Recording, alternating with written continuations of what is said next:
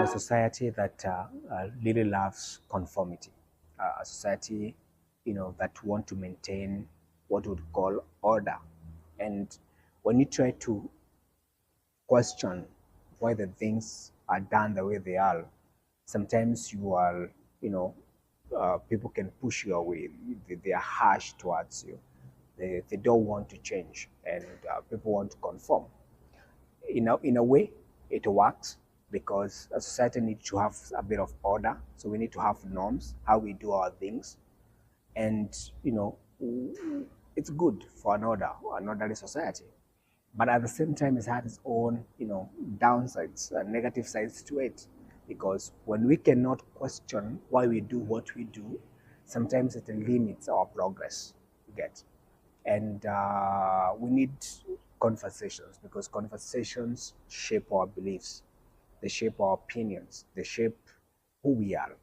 And so it's always important to keep questioning some of these things. And the best way to do that is to engage in conversations.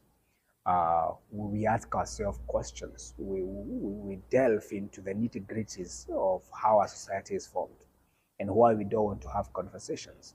There's some conversation that within a society they are not encouraged because the requirement, it's a laugh of feathers.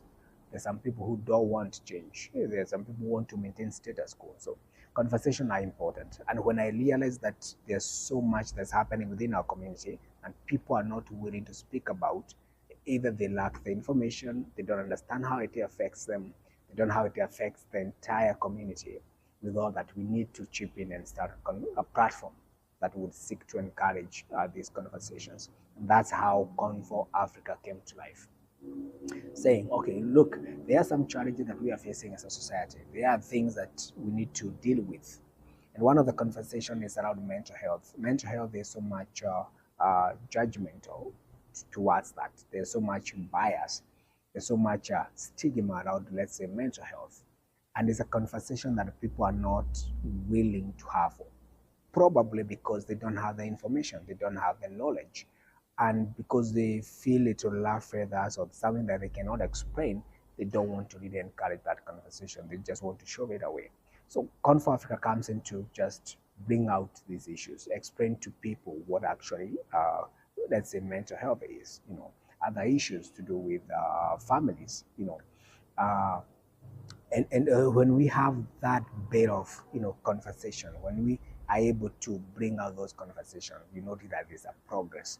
People who are struggling get support. People who are